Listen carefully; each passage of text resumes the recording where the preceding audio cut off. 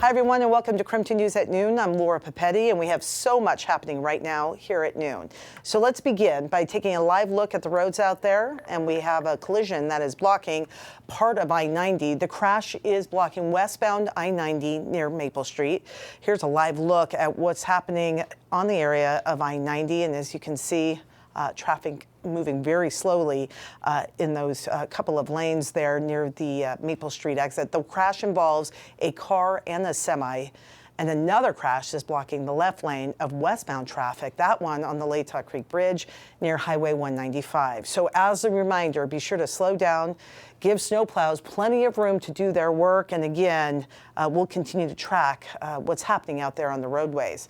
We've already seen one crash involving a snowplow, this one in Grant County Sheriff's Office sending our way. Said the driver of this car was just driving too fast when he lost control and then ran into a snowplow. This happened this morning on Sagebrush Flats Road near Ephrata. Both the driver of the car and the snowplow were hurt in the crash, but both are expected to recover. So a lot happening out there in the past few hours. The snow has been picking up, certainly around the Spokane area.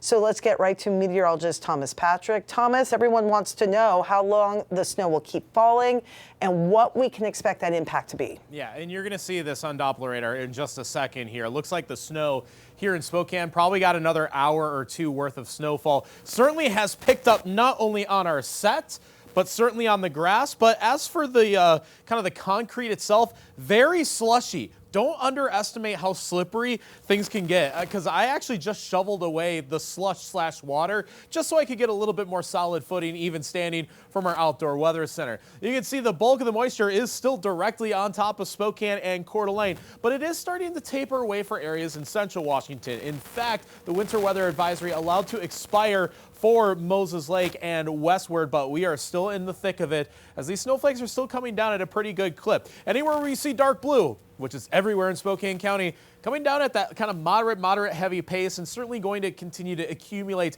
on those grassy surfaces kind of off to the side. The roads will get slushier and slushier as the day wears on because of that active snowfall. Even the arterials are looking pretty slushy, including out at Regal Street just to my left here. But from Ritzville to Sprague, you've seen the snow kind of really lighten up and actually come to an end. So here's where we're going to start to see road conditions improve once we give the snow plows actually a chance to actually clear away some of that snow and slush for the rest of the day. And down towards the Palouse, still snowing between Steptoe and Colfax, but Pullman and Moscow, maybe still a few flurries left over here. You're not completely out of the woods, but certainly looking lighter than not. So the latest on the winter weather advisories, these continue until 5 o'clock this afternoon. Really, the next 2 to 3 hours is going to be the worst of it, especially in terms of road conditions, because it only gets worse as long as it is still snowing, which, of course, it is actively doing. I mean, look at Riverfront Park at 8 a.m. It was completely clear, nothing more than a flurry or two, and it has really started to accumulate. Expecting about 1 to 2 inches of snow when this is all said and done, but you can see that road conditions might look okay, but I think it's going to be slushier than you might anticipate. So do be careful on those roadways for the rest of this Monday. Down at Riverfront Park, and it was covered, as you said, beautiful but slick in areas. So we're going to check in right now with Amanda Rowley. She is in the storm tracker, keeping an eye on the conditions right now. Amanda, I know you are safely in the passenger seat. Tell us what you're seeing. Yeah, Laura, safely in the passenger seat with Super Dave behind the wheel. Taking a look outside, we are driving down Garland Avenue right now. Right now, the roads are pretty just slushy, wet on those main roads. But I think I'm going to ask Dave, once we get to a good spot, take a look down some of these side streets. That's going to be a little bit thicker as far as the roads are concerned. Really not bad traction on those main roads coming up Monroe and through downtown. There are parts that are going to be a little bit heavier slush, so give yourself a little bit extra space to stop. There were a couple spots that caught us off guard, so take it a little bit slower. We just turned down, let's see, can't see what street we turned down, but we're down Washington. We're down Washington. As you can see on these side streets, a little bit more accumulation. The traction seems okay. We'll give it a quick tap on the brakes here, Dave, see how it looks.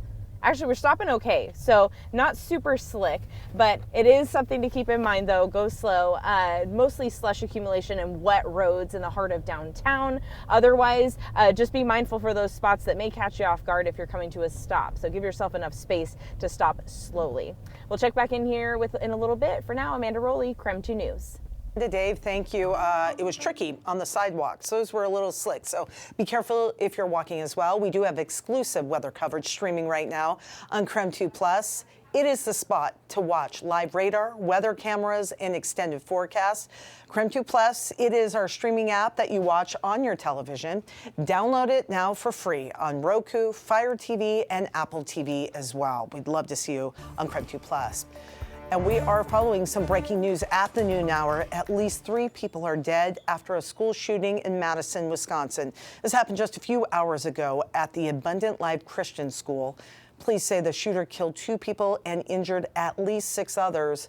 The shooter, who was a juvenile and a student at the school, was also found dead. Police have not shared any more details about the ages of the students that are involved. The school has classes from kindergarten through high school, and we'll certainly have the latest updates on breaking news throughout the afternoon. You can always follow that on KREM.com.